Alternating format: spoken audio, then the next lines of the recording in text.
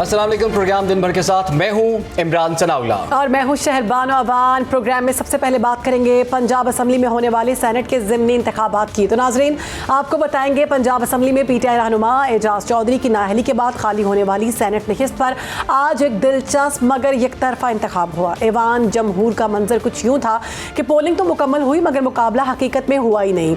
Opposition ने boycott करके सारा मैदान हुकूमत के नाम कर दिया। हुकूमती इत्तेहाद के उम्मीदवार राना सनाउल्लाह ने भारी अक्सरियत के साथ कामयाबी हासिल की। पंजाब असम्बली के 263 अरकान में से 251 ने वोट डाला और सबके सब हुकूमती उम्मीदवार के हक में पड़े। अगरचे एक वोट मुस्तरद भी हो गया।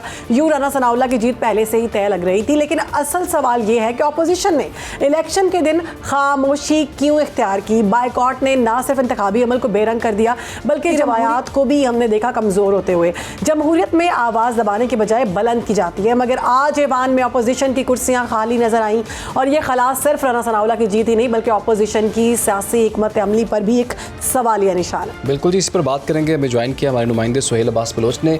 सुहेल, बताइएगा आज का दिन कैसा गुजरा और अपोजिशन ने क्यों इस इंतखाब को मुस्तरद किया और इसमें पार्टिसिपेट क्यों नहीं किया?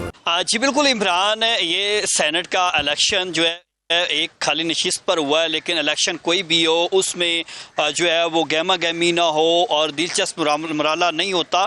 लेकिन आज का आलम भी यही था कि एक नशिस्त पर इलेक्शन होना था। अपोजिशन जो है वो बाइकाट कर गई।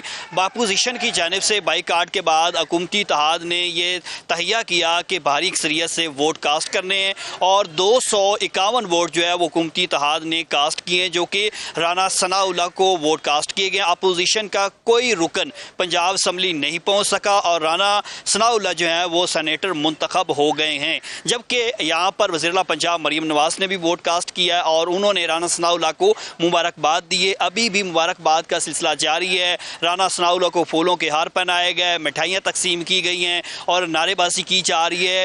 एक तरफा ही इलेक्शन सही, लेकिन इसको मुस्लिम लीग नून के जो वर्कर और एमपीज़ हैं वो खूब जो है वो राना सनाउल्लाह की होगी। अपोजिशन की जानिब से ये क्यों किया गया कि पहले से ही उनको मालूम था कि हार उनके ही गले पड़ेगी? जी, अपोजिशन के पास अददी अक्सरियत तो नहीं है, लेकिन इससे पहले जो इलेक्शन हुआ उसमें उन्होंने जो है वो हिस्सा भी लिया भरपूर। लेकिन अब क्योंकि बानी पीटीआई की जानिब से शायद हिदायत थी कि ज़िमनी इंतखाबात में बाइकाट करना, और उसी वजह से उन्होंने जो है वो बाइकाट किया और गुज़श्ता रोज़ ही उन्होंने ऐलान कर दिया था।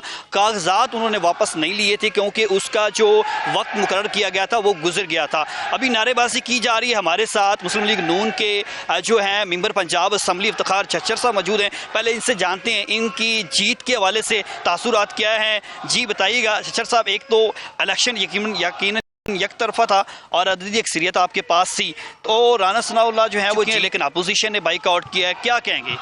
बिस्मिल्लाहिर्रहमानिर्रहीम। गुजारिश ये है कि जो एक पाकिस्तान तहरीक-ए-इंसाफ एक रवायती तरीक़ाकार है कि हाथी के दांत खाने को और दिखाने को और, ये उनका वतीरा है। हमेशा गलत बयानी से, द्रोगोई से वो काम लेते हैं। अब सारी दुनिया को पता है कि इस वक्त पाकिस्तान मुस्लिम लीग नून और उनके जितने इत्तेहादी हैं उनकी मेजर मेजॉरिटी है। मीडिया पे आके अनाउंस किया कि हम ये इलेक्शन कंटेस्ट नहीं करेंगे, लेकिन प्रैक्टिकली कोई ऐसा काम नहीं किया गया जिससे ये नज़र आ रहा हो कि वो इस इलेक्शन में शामिल नहीं होने जाते। हमारा पॉइंट ऑफ व्यू है कि ये राय फरार है और बिल्कुल उनको साफ नज़र आ रहा था कि भी गवर्नमेंट के पास, पाकिस्तान मुस्लिम लीग नून और उनके इत्तेहादियों के पास मेजर मेजॉरिटी है। और फिर नोटेबल बात है कि जिस शख्सियत को मियां मोहम्मद नवाज शरीफ साहब ने टिकट दिया वो पंजाब के पॉपुलर यानी पॉलिटिकल वर्कर हैं। बेशुमार परेशानियां, अज़ियत और मुसीबत उन्होंने पाकिस्तान तहरीक इंसाफ के दौर में बर्दाश्त की, सही और हौसले से और डट के पार्टी के साथ खड़े रहे। तो उनका इलेक्शन था और नज़र भी आ रहा था कि ये एक तरफा इलेक्शन है। तो चौधरी साहब, अगर अब कोई अदालत का फैसला आ जाता है, इलेक्शन मनसूख हो जाता है, तो फिर तो क्योंकि सीट ऑलरेडी पाकिस्तान तहरीक इंसाफ की थी। देखें, यही आप हमारी बात को सेकंड कर रहे हैं। गुजारिश ये है कि भी जब एक बंदा कहता है कि हमने इलेक्शन लड़ना ही नहीं, बाइकआउट किया, तो फिर चोर दरवाजे ढूंढने की क्या ज़रूरत है? कोर्ट में कौन गया है और किस बेस पे गए हैं? देखिए, 2 और 2 4 वाली बात है। मैं भी एक स्टूडेंट ऑफ लॉ हूँ। जब एक अदालत किसी भी मुकदमे में किसी को डिस्क्वालीफाई करती है तो उसके बाद उसके पास जो पॉलिटिकल पोजीशन होगी वो डिस्क्वालीफाई हो जाएगा। इजाज चौधरी साहब को 3-4 मुख्तलिफ कोर्ट्स की तरफ से पनिशमेंट हो चुकी है और वो डिस्क्वालीफाई हुए हैं। जी बिल्कुल, जैसा कि आपने सुना कि यहाँ पर जो है वो मुस्लिम लीग नून के जो वर्कर हैं, एमपीएस हैं, वो इज़हारे खुशी कर रहे हैं और इसके साथ मिठाइयाँ तकसीम की जा रही हैं। लेकिन ये इलेक्शन जो है वो सुबह 9 बजे का अमल शुरू हुआ, जो कि 4 बजे इख्तिताम पज़ीर हुआ और पूरा अमन तरीके से जो वोटिंग का अमल है वो मुकम्मल हुआ और अपोजिशन की जानिब से इसको जो है वो बाइकाट किया गया। कोई जो मेंबर था वो पंजाब असम्बली में नहीं पहुंचा, बल्कि अपोजिशन की जानिब से ये हिदायत की गई थी कि अगर कोई मेंबर वोट कास्ट करेगा तो उसके खिलाफ जो है वो पार्टी कार्रवाई करेगी। तो राना सनाउल्लाह जो है वो जीत चुके हैं और अब जो इलेक्शन है उसका प्रोसेस मुकम्मल हुआ है। जी ठीक है, बहुत शुक्रिया आपका सुहेल अब्बास बलोच, हमें आगाह कर रहे थे। और जैसे कि मुस्लिम लीग नून का एक और सीट जी सेनेट में मिल गई है, राना सनाउल्लाह अब सेनेटर बन चुके हैं। पहले से ये वाज़ेह हो रहा था कि राना सनाउल्लाह लेकिन एक पॉइंट जो मेरे जहन में आ रहा था कि ओपोजिशन ने जी इन इंतखाबात का बायकॉट किया हुआ था, लेकिन हम देख रहे हैं इजाज़ चौधरी की जो वाइफ हैं सलमा इजाज़, वो इस मुकाबले में मैदान में थी। अगर बायकॉट ही करना था तो फिर उन्हें खड़ा क्यों किया गया और ये फिर इलेक्शन क्यों हुआ? तो ये भी एक सोचने वाली बात है कि कहीं उन्होंने पार्टी पॉलिसी से हट के तो नहीं इलेक्शन लड़ा। अगर पार्टी ने मना कर दिया था कि आपने इलेक्शन नहीं लड़ना या इसका बायकॉट करेंगे तो अपने तो इससे वो बैक ऑफ भी तो कर सकती थी। पाकिस्तान तहरीक इंसाफ को भी सोचना चाहिए कि उसकी सियासी हिकमत अमली क्या है। और दूसरा ये कि इस तरह के मामलात में मुझे लगता है कि अगर आपको लग भी रहा है कि आप हार जाएंगे तो आपको मुकाबले में इस तरह से पीछे नहीं हटना चाहिए, आपको मुकाबले में डट कर मुकाबला करना चाहिए। हार जीत जो है वो तो ये तमाम मामलात का हिस्सा होती है। खैर आगे बढ़ते हैं, आपको बताएंगे पाकिस्तान के दरियाओं में पानी की सतह खतरनाक हद तक बढ़ने लगी है। सतलुज, पंजनद और दीगर बैराजों पर पानी की आमद और खराज के दादो अलार्मिंग है। कहीं लाखों क्यूसेक पानी का रैला बैराजों से टकरा रहा है और कहीं दरियाओं के किनारे लरस रहे हैं। बिल्कुल, और इसी नाजुक घड़ी में भारत ने एक बार फिर अपनी रिवायती चाल चल दी। पाकिस्तान को इत्तला दी गई कि दरिया सतलुज में मजीद पानी छोड़ा जा रहा है और पानी को बतौर हथियार इस्तेमाल करने का अमल आबी दहशतगर्दी है। बार बार हम इस मामले पर बात भी करते रहे हैं। उधर मुल्तान की तहसील जलालपुर पीरवाला में भी सैलाबी रैला अर्बन बंद तक पहुंच चुका है। जलालपुर पीरवाला के 52 देहात सैलाबी पानी में चुके हैं, हज़ारों अफराद पानी में महसूर हैं। मुल्तान समेत जनूबी पंजाब की बात कर ली जाए तो इसके अजला जनाब के बढ़ते हुए पानी की वजह से शदीद सैलाब के खतरे से दो चार हैं और हुकाम ने मुल्तान के शहरी इलाकों को डूबने से बचाने के लिए शेरशाह बंद में शिगाफ डालने की तैयारी भी कर रखी है। मज़ीद जानेंगे मुल्तान के ब्यूरो चीफ यासिर मजीद से। जी यासिर, क्या तैयारी है इसमें?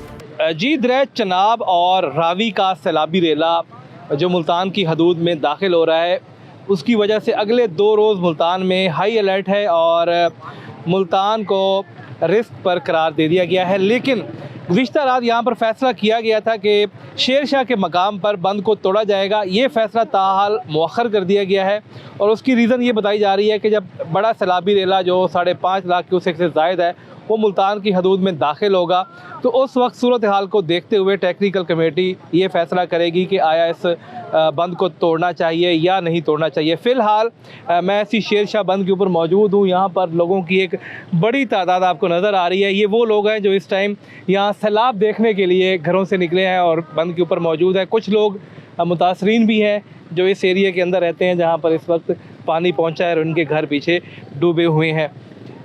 जलालपुर पीरवाला इस वक्त संजीदा सूरत हाल से दो चार है। मुल्तान की तहसील और जलालपुर पीरवाला में इस टाइम सतलुज और दरिया चनाब के पानी की वजह से शहर से इनखलाबी साथ जारी है और जो बेट के इलाके हैं वहाँ पर जो लोग रिहाइश पजीर थे उनको निकालने के लिए भी ऑपरेशन जारी है। गुज़िश्ता रोज़ 4000 के करीब अफराद को दरियाई इलाकों से निकाला गया और अब तक तकरीबन 1500 के करीब वो अफराद जो इस टाइम दरियाई इलाकों में मौजूद हैं, ख़ास तौर पर शीनी मियानी, खान बेला, ये जो इलाके हैं ये बहुत ज़्यादा मुतासर हुए हैं और यहाँ से लोगों की बार बार कॉल्स जो हैं वो बाहर मौसूल हो रही हैं। रेस्क्यू रिकॉर्ड के मुताबिक गुज़िश्ता 24 घंटों के दौरान 500 के करीब कॉल्स रेस्क्यू कंट्रोल रूम को मौसूल हुई हैं, लेकिन उनमें से सिर्फ 35% कॉल्स के ऊपर ही रिस्पांस दिया गया है।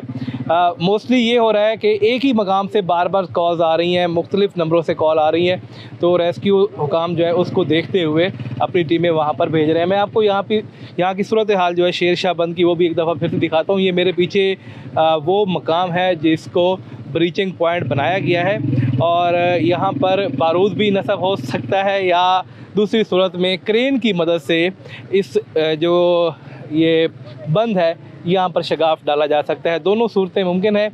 फ़िलहाल ये फ़ैसला टेक्निकल कमेटी ने करना है। अब बहुत अहम ये वक्त चल रहा है मुल्तान के लिए। पानी पहले से मौजूद है और पीछे से 5.5 लाख क्यूसेक से ज़ायद का रेला मुल्तान की हदूद में दाखिल हो चुका है। जी ठीक है। मुल्तान, बिहाड़ी, बूरेवाला, MLC, आरिफ वाला, बहावलपुर में सैलाबी रैले ने क़यामत ढा दी है। कहीं बस्तियां उजड़ रही हैं तो कहीं ज़रई ज़मीनें पानी में बह रही हैं और जिस जगह पानी जमा है वहाँ बीमारियाँ फूट रही हैं। इसी पर बात करेंगे। हमारे साथ मौजूद है बहावलपुर से हमारे नुमाइंदा मुबशर शाह। मुबशर, बताइएगा कि मुश्किलात का सामना है मुतासरीन को, अद्वियात उनको पहुँचाई जा रही है कैंप से? हाँ जी बिल्कुल। अगर बहावलपुर शहर में इस वक्त सैलाबी सूरत हाल की बात करें तो 1 लाख क्यूसिक से ज़ायद का जो सैलाबी रेला है वो बहावलपुर शहर और उसके गिरदो नवा के जो इलाके हैं वहाँ से गुजर रहा है और 70 से ज़ायद जो मौज़ा जाते हैं इस वक्त वो ज़ेरे आब आ चुके हैं। हुकूमती इंतज़ामात के हवाले से बात करें तो 70 जो इस वक्त 27 से ज़्यादा मेडिकल कैंप्स हैं जो वो मुख्तलिफ हसास मकामात पर लगाए गए हैं। मैं इस वक्त मौजूद हूँ मौज़ा फत्तू वाली के अंदर, जहाँ पे ज़मींदारा बंद टूटने के बाद जो है इलाके के अंदर पानी है और तकरीबन जो यहाँ की बस्ती है वो ज़ेरे आब आ चुकी है। इलाका मकीन अपनी मदद आप के तहत जो यहाँ पे अपने सामान और जानवरों की मुंतकिली का अमल है उसे जारी रखे हुए हैं। अगर मेरे पीछे आपको कैमरामैन दिखाए तो इस वक्त तकरीबन जो यहाँ पे बस्ती है और घर और फसलें हैं यहाँ पे वो इस वक्त बिल्कुल तबाह हो चुकी हैं। दरियाए सतलुज के पानी की नज़र हो चुकी हैं। 2 लाख एकड़ से ज़ायद जो इस वक्त ज़रई रकबा है हमारे आसपास ज़िला बहावलपुर के अंदर वो दरियाए सतलुज की सैलाबी पानी की नज़र हो चुका है। मेरे साथ कुछ लोग मौजूद हैं, उनसे पूछते हैं कि यहाँ पे सैलाबी बंद टूटने के बाद जो ज़िम्मेदारा बंद था टूटने के बाद आपके पास यहाँ पानी आया, कोई हुकूमती इमदाद किसी ने आके आपको पुरसा दिया हो? सारे को कोई हुकूमत बंदा करिया सर भावे सारे नुमाइंदे हैं उन्हें जो कोई बंदा करिया सारे फसल गल गए सारे और सारे घर दे बारो पानी 4 चफेर। अच्छा, आप बताएंगे कि यहाँ पे इस वक्त हर जगह पानी है तो आपका भी यहाँ पे कोई नुकसान हुआ है? हाँ जी, हमारा घर गिर गया और दीवारें हैं। कोई हुकूमत का बंदा भी नहीं आया और कोई रेस्क्यू वाले ना कोई ऐसा कोई हुकूमत के तरफ से कोई भी नहीं आया। हाँ जी बिल्कुल। बहावलपुर शहर मौज़ा फत्तू वाली के अंदर जो लोग जिनके घर ज़ेरे आब आ चुके हैं इस वक्त हुकूमत को और इंतज़ामिया को दुहाइयाँ दे रहे हैं कि फ़िल वक्त हमारे पास कोई भी इंतज़ामिया की जानिब से हमारी मदद के लिए कोई नहीं पहुँचा। जी तो बहावलपुर की सूरत हाल आपने देखी। भारत की जानिब से पानी छोड़े जाने पर हेड्स गंडा सिंह वाला पर पानी का बहाव बढ़ने लगा।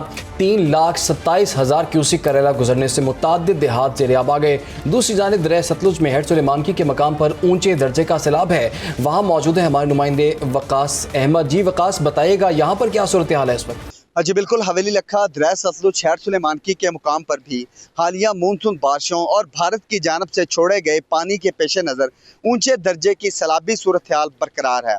बात करते चलें हेड गंडा सिंह की तो इस वक्त गंडा सिंह के मुकाम पर 3 लाख क्यूसिक से ज़ायद पानी का रेला गुजर रहा है जो कि हेड सुलेमानकी के मुकाम पर आइंदा चंद घंटों में पहुंचेगा। मजीद भारत की जानब से हरेका के मुकाम से पानी छोड़े जाने की इतलात भी मसूल हो चुकी हैं। बात करते चलें हेड सुलेमानकी के मुकाम पर पानी के बहाव की तो इस वक्त हेड सुलेमानकी के मुकाम पर 1,36,780 क्यूसिक का रेला गुजर रहा है जो कि इंतहाई खतरनाक साबित हो रहा है। मजीद 3 लाख क्यूसिक का रेला हेड सुलेमानकी के मुकाम से गुजरने पर इंतहाई ऊंचे दर्जे के सैलाब में तब्दील होने के इम्कानात बढ़ते दिखाई दे रहे हैं। हेड सुलेमानकी के मुकाम पर सैलाबी सूरत हाल से हवेली लखा के नज़दीकी इलाके मुकम्मल तौर पर पानी की लपेट में हैं।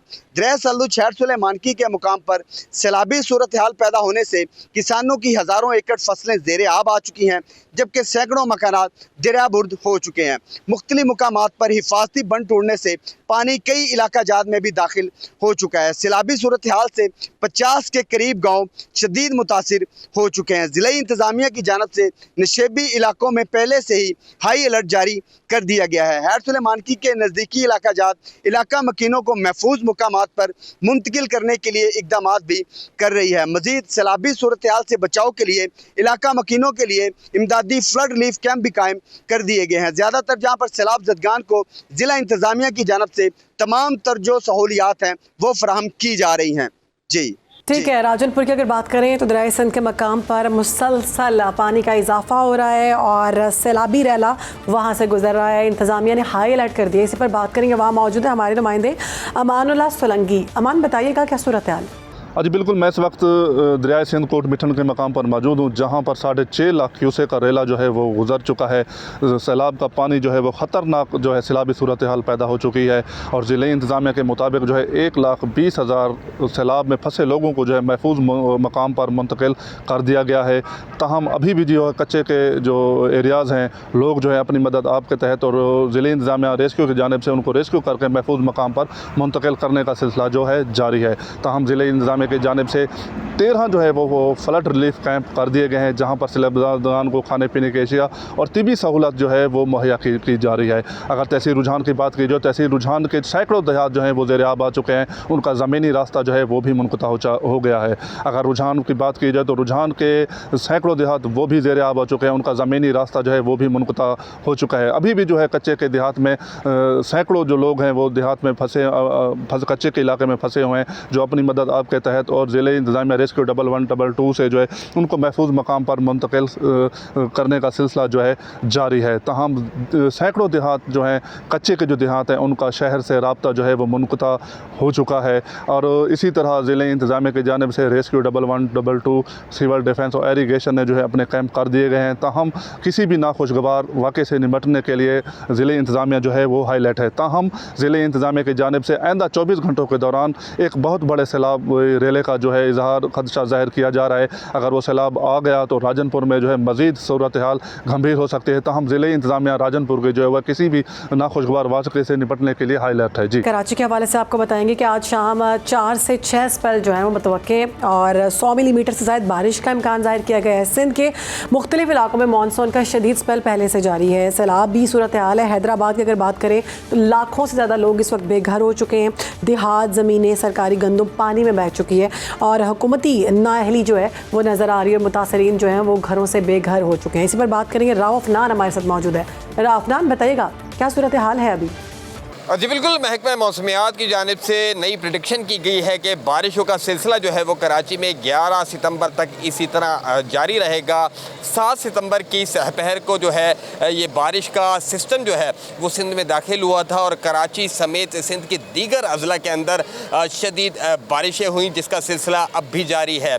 इस वक्त बारिश बरसाने वाला सिस्टम जो है वो सिंध में मौजूद है, जो डीप डिप्रेशन के बाद अब डिप्रेशन की शक्ल इख्तियार कर चुका है और ये सिस्टम जो है वो आहिस्ता आहिस्ता मगरिब और जुनूब मगरिब की जानिब बढ़ रहा है, जिससे हवाओं का जो दबाव है वो मज़ीद कम होगा और मौसमियाती जो निज़ाम है उस पर मज़ीद ये असर अंदाज होगा, जिसके नतीजे में जो है वो सिंध भर के मुख्तलिफ अजला शहरों के अंदर जो है वो गरज चमक के साथ तेज़ हवाओं और आंधी के साथ जो है वो बारिश का सिलसिला इसी तरह जारी रहेगा। जबकि कराची के हवाले से आज की महकमा मौसमियात की ये प्रेडिक्शन है कि कराची के बाज़ इलाकों में जो है वो हल्की बूंदाबांदी और तेज़ बारिश का सिलसिला जारी रहेगा, जबकि कल जो है वो कराची के अंदर मूसलाधार बारिश का इम्कान मौजूद है।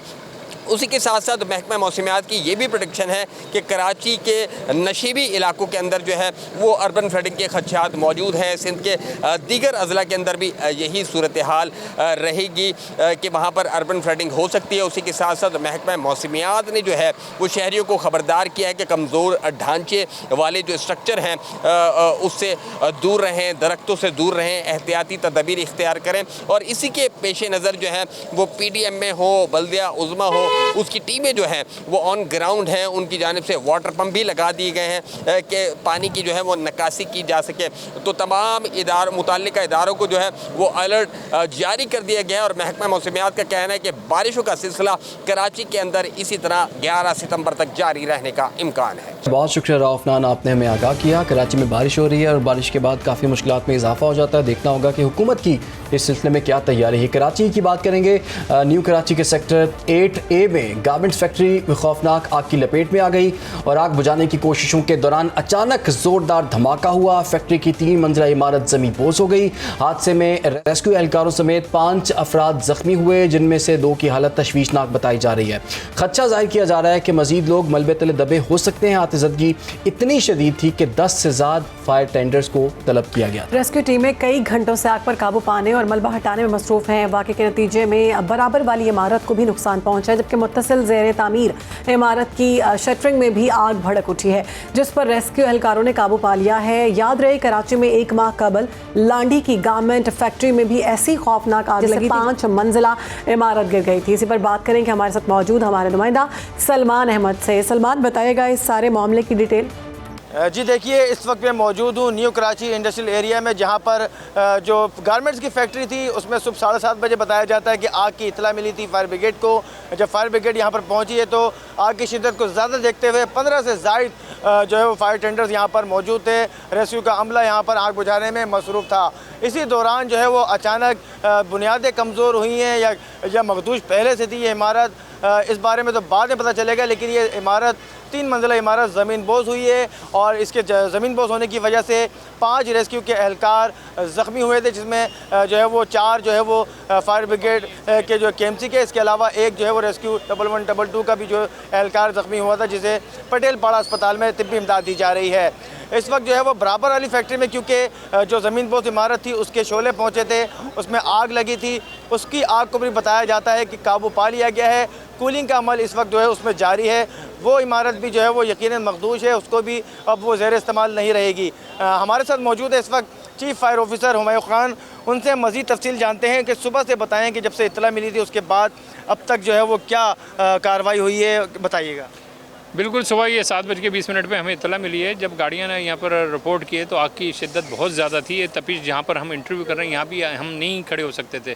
फौरी तौर पर हमने सिचुएशन को भांपते हुए शहर भर से 11 फायर टेंडर, 2 बाउज़र और 1 स्नार्कर तलब की और फायर फाइटिंग का सिलसिला शुरू किया। इर्द गिर्द की फैक्ट्री को पहले महफूज बनाने को हमने तरजीह देते हुए इसकी भी फायर फाइटिंग जारी रखी और यही वजह है कि अल्हम्दुलिल्लाह आग की शिद्दत इतनी ज़्यादा थी कि मैंने जैसे बता रहा हूँ कि यहाँ भी नहीं खड़े हो सकते थे। तो हमने ना सिर्फ इर्द गिर्द की फैक्ट्रियों को महफूज किया, बल्कि इस पर भी हमारी जो फायर फाइटिंग चल रही थी, लेकिन बिल्डिंग की जो पोजीशन थी उसको भांपते हुए हमने अपने फायर फाइटर्स को मोहतात रहने के लिए कहा। बाहर से वो फायर फाइटिंग कर रहे थे, इसी दौरान बिल्डिंग मदम हुई है और उसमें हमारे 4 फायर फाइटर ज़ख्मी हुए हैं, जिनको पटेल हॉस्पिटल भिजवा दिया। ट्रीटमेंट उनका चल रहा है। गाड़ियाँ हमारी इस वक्त भी यहाँ पर डिप्लाई हैं और साथ ही अर्बन सर्जन रेस्क्यू का हमारा डिपार्टमेंट है वो भी यहाँ पर मौजूद है और इस वक्त ये कूलिंग का प्रोसेस चल रहा है, क्योंकि आग तकरीबन हमने जो इर्द गिर्द की जो थी वो उसको कंट्रोल कर लिया है और ये जो बिल्डिंग है इसका मलबा बहुत ज़्यादा है। इसके पॉकेट्स के नीचे छोटे बड़े शोले हैं जिसके ये स्मोक नज़र आ रहा है। अब जैसे जैसे मलबा रिमूव होता रहेगा वैसे वैसे उसको हम साथ साथ बुझाते रहेंगे। जी, आपने chief fire officer Humayun Khan की बात सुनी और उनका यही कहना था कि जो मलबा है, ज़मीन बोझ जो इमारत हुई है 3 मंजिला, उसके नीचे छोटे छोटे पॉकेट्स होंगे शोलों के। तो जब जैसे ही मलबा हटाया जाएगा, क्योंकि उसकी कार्रवाई भी जारी है मलबा हटाने की, तो उन शोलों को भी बुझाया जाएगा। बराबर वाली फैक्ट्री का ये बताया उन्होंने कि काबू पा लिया गया आग पर, कूलिंग का अमल जारी है, लेकिन ये इमारत जो है वो जो धागों की फैक्ट्री जिसमें आग लगी हुई थी, जिसके कूलिंग का अमल जारी है, अब वो इस्तेमाल के काबिल नहीं है, उसको भी मखदूश करार दे दिया गया है। जी, और इसके साथ ही प्रोग्राम का वक्त भी ख़त्म हो जाता है।